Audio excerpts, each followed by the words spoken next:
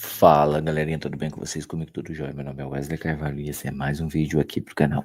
Gente, hoje eu venho trazer para vocês o conteúdo do ensino fundamental, anos iniciais, sétimo ano, conteúdo de ciências. A estrutura de um ecossistema. Olha o que eu tenho em um ecossistema. O que vocês conseguem ver nessa imagem aqui?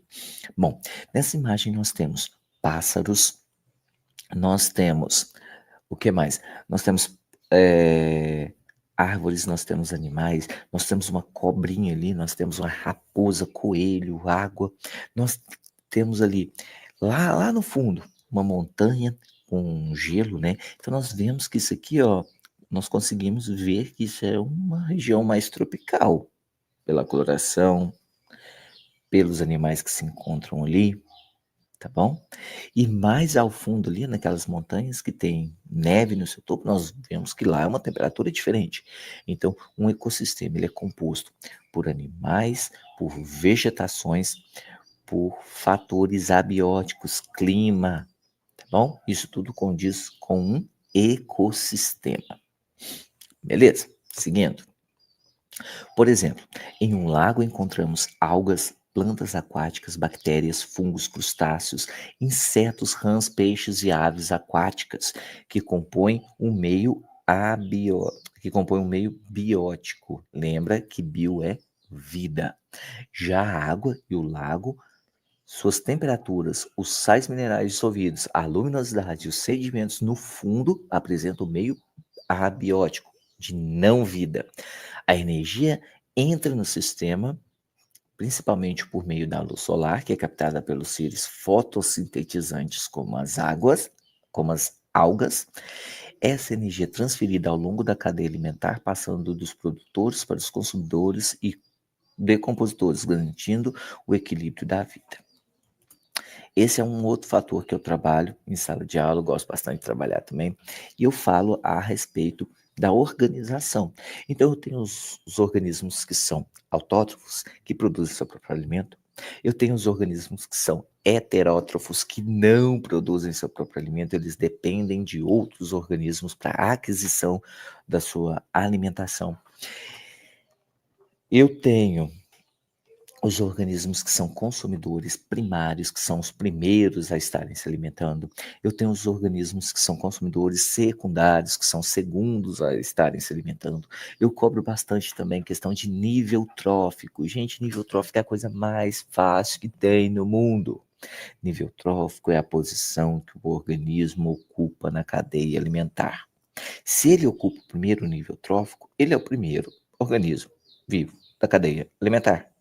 Se ele ocupa o segundo nível trófico, ele é o quê? Adivinha, gente? Qual que é a posição dele? Sim, ele é o segundo. Se ele é o terceiro nível trófico, quarto nível trófico, quinto nível trófico, e assim sucessivamente. Beleza? Então, ele traz isso aí pra gente também. Os diferentes tipos de ecossistemas. Os ecossistemas podem ser divididos em aquáticos, de água doce ou marinho, ou terrestres. Eles variam muito em tamanho e diversidade. Uma pequena poça de água pode ser um ecossistema, assim como um oceano inteiro. O que eu tenho numa pequena poça de água? Eu tenho bactérias, eu tenho clima, tá? Eu tenho alguns micro-organismos. É um ecossistema. Para aquele micro-organismo que está ali, eu tenho um ecossistema gigantesco, tá? Continuando, então. Tá. A biodiversidade de um ambiente depende de diversos fatores abióticos, como disponibilidade de luz, umidade e temperatura. Esses fatores determinam quais espécies podem viver ali e como interagem entre si. Cidades e áreas agrícolas como ecossistemas. Assim como os ecossistemas naturais, as cidades e as áreas agrícolas também possuem entrada, trocas e saídas de matéria e energia, o que as caracteriza como ecossistema. No entanto, para serem amplamente modificados, porém, por serem amplamente modificados pelos seres humanos, são chamados de ecossistemas antrópicos. Ecossistemas antrópicos, turminha, ecossistemas antrópicos são os ecossistemas que o ser humano faz mudança, tá? Tudo que tem essa palavrinha antrópico quer dizer que o ser humano, o homem, ele foi lá e ele alterou. tá? Mudanças antrópicas, o ser humano mudou, tudo que tiver essa palavrinha antrópica quer dizer que foi afetado pelo ser humano, tá bom? Esses ambientes podem esses ambientes dependem fortemente de recursos externos, como água, captada de sistemas naturais, muitas vezes distantes. Além disso, possuem grandes quantidades de resíduos que podem gerar poluição e afetar não apenas a área urbana, mas também regiões vizinhas. A poluição atmosférica, a contaminação da água e o descarte inadequado de lixo são alguns dos principais desafios enfrentados pelas cidades. Então, aqui ele traz a respeito desses ecossistemas urbanos, né, e aquilo que são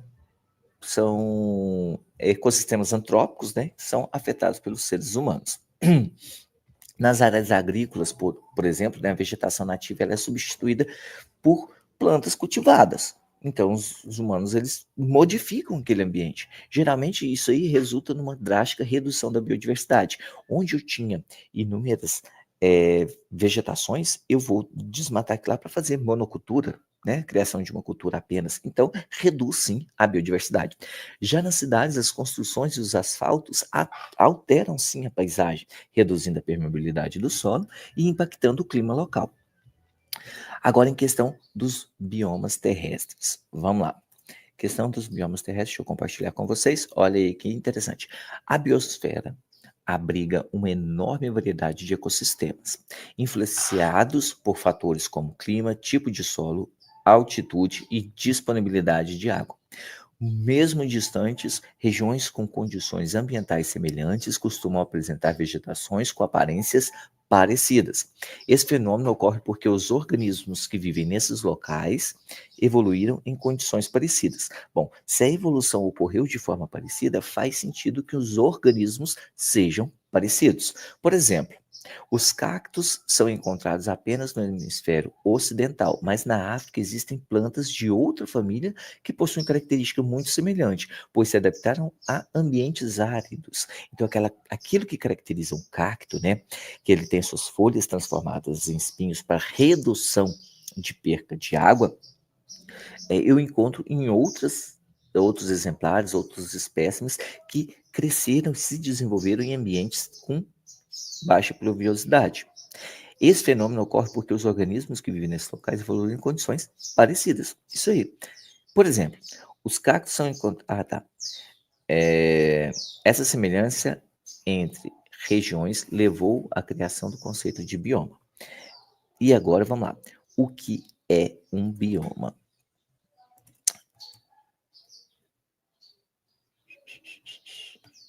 O que é um bioma?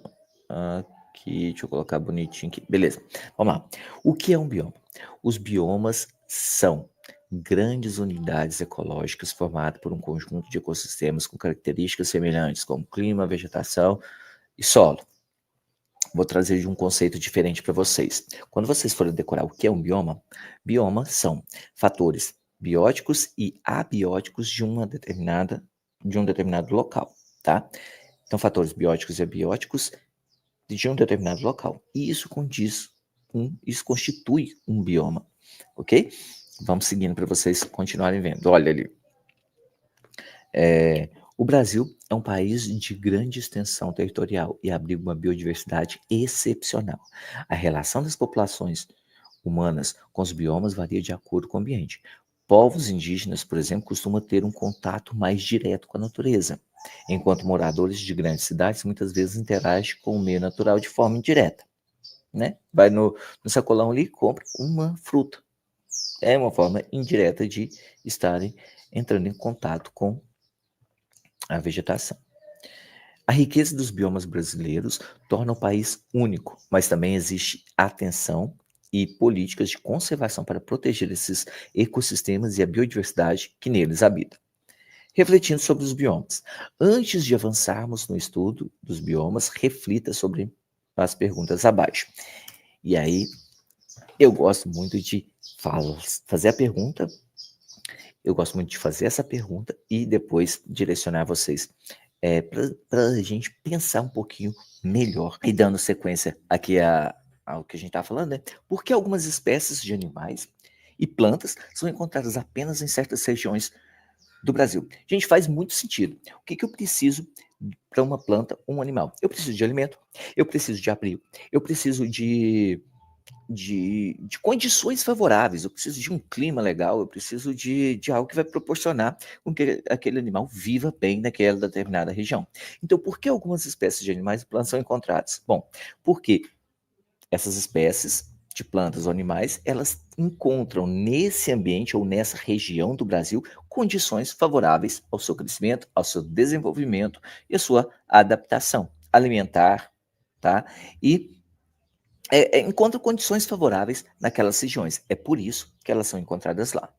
Na sua região, há espécies de animais e plantas características? Quais são? Bom, quem conhece, só um minutinho.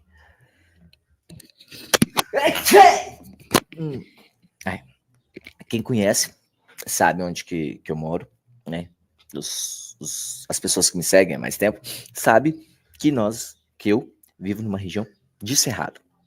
Então aqui, Minas Gerais, uai, né? Então, Minas Gerais, ambiente de cerrado. E aí, nós temos características de vegetações exclusivas daqui, né? A savana brasileira, que é conhecida, é o cerrado, né? E animais característicos. O tamanduá é um animal característico aqui do cerrado. O lobo-guará é um animal característico do cerrado, bem como as plantas que nós temos aqui, pau-terra, o piqui, tudo é característico aqui do cerrado, tá? E quais são essas características? Bom, são troncos tortuosos, cascas grossas de árvores, isso aí tudo característica o ambiente cerrado. E como você pode contribuir para a preservação dos ambientes naturais próximos a você? Bom, como que nós podemos contribuir com a preservação? Evitar jogar lixo em qualquer local. Nós podemos reduzir o consumo de transporte, né? Ah, tem necessidade mesmo de sair daqui e ir para 2 esquinas ali, pegar o carro e ir? Não tem, né? Então, não há necessidade. Preferir meios de transportes que não sejam poluentes. Evitar destruir ambientes. Plantar, fazer um plantio, né? Plantar uma árvore. Eles falam que a pessoa, né? O homem, ele precisa ler um livro, plantar uma árvore. Então, você já leu um livro? Você já plantou uma árvore? Então, são coisas simples, mas que se todo mundo fizer, há uma grande diferença, tá? E aí nós temos, no Brasil, 6 biomas terrestres, mas isso aqui vai ser para o nosso próximo vídeo. E